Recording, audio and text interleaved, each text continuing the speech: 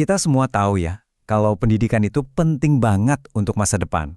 Tapi coba deh kita berhenti sejenak dan berpikir, jangan-jangan arsitektur pendidikan kita sekarang ini sebetulnya dirancang untuk dunia yang sudah lewat.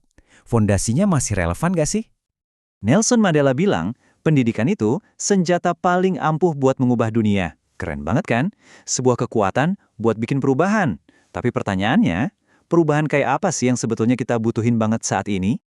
Nah, ini dia pertanyaan kuncinya. Sistem yang sekarang ada di sekolah-sekolah kita, apa benar-benar nyiapin anak-anak buat masa depan? Atau jangan-jangan kita cuma ngulang-ulang terus apa yang ada di masa lalu? Oke, untuk menjawab itu, kita perlu sedikit mundur ke belakang. Yuk, kita lihat asal-usul sistem sekolah yang kita kenal sekarang ini. Percaya atau enggak, cetak biru sekolah modern kita itu dirancang di tengah-tengah zaman revolusi industri. Tujuannya waktu itu? Simple, buat nyetak pekerja pabrik yang nurut dan efisien. Coba deh lihat perbedaannya. Kontras banget kan? Di satu sisi, ada era industri yang semuanya serba teratur, bisa ditebak. Di sisi lain, ada abad ke-21 yang super dinamis, kompleks, dan penuh ketidakpastian. Nah, sistem yang dibikin buat yang pertama, sekarang dipaksa jalan di dunia yang kedua. Jomplang banget kan? Masalahnya, dunia kan gak diem aja. Ada kekuatan-kekuatan besar yang udah mengubah total lanskap hidup kita. Tempat anak-anak kita tumbuh dan nantinya bekerja. Yuk kita bedah satu-satu. Dulu informasi itu barang langka. Sekarang, gara-gara internet, kita kayak tenggelam di lautan informasi. Tantangannya jadi kebalik. Bukan lagi soal gimana cara nemuin jawaban, tapi gimana cara nanya pertanyaan yang benar dan bisa nyaring informasi yang relevan dari semua sampah data. Dan ini bukan cuma soal informasi loh. Generasi sekarang ini mewarisi masalah-masalah global yang super rumit yang belum pernah ada sebelumnya. Dari perubahan iklim sampai konflik sosial. Masalah-masalah kayak gini tuh nggak ada kunci jawabannya di halaman belakang buku paket.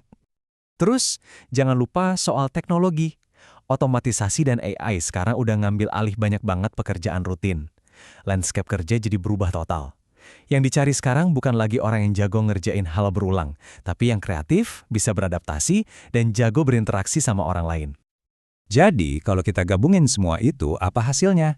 Hasilnya adalah sebuah jurang yang gede banget, yang kita sebut kesenjangan keterampilan. Jurang antara apa yang diajarin di kelas, sama apa yang benar-benar dibutuhin dunia nyata. Nah, ini dia inti masalahnya. Di satu sisi, sekolah masih sering banget ngukur sukses itu dari kemampuan menghafal dan kerja sendiri-sendiri.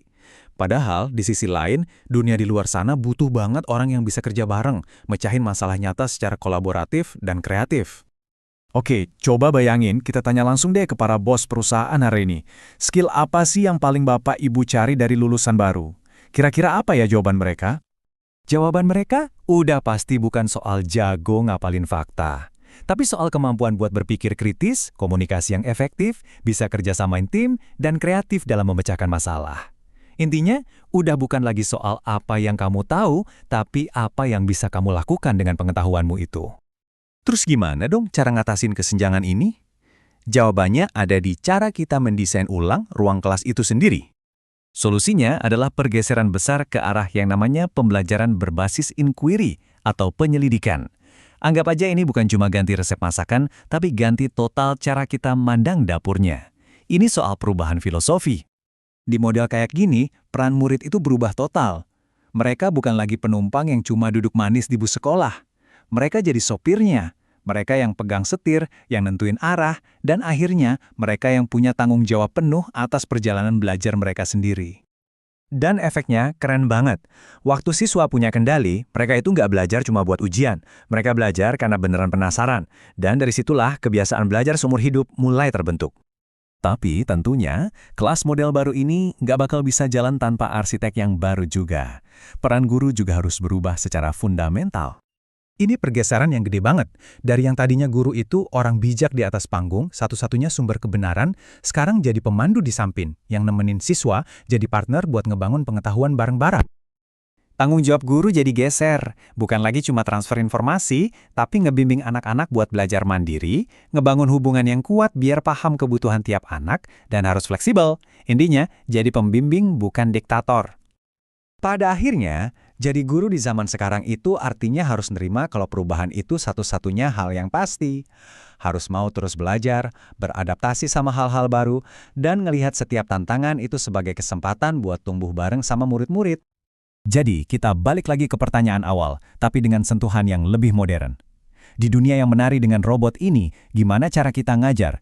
Tugas kita bukan lagi sekedar ngisi kepala mereka dengan informasi, tapi menyalakan api rasa ingin tahu, empati, dan kreativitas. Kualitas-kualitas manusiawi yang nggak akan pernah bisa digantikan robot, yang bakal bikin generasi masa depan kita bukan cuma bertahan hidup, tapi benar-benar bisa berkembang.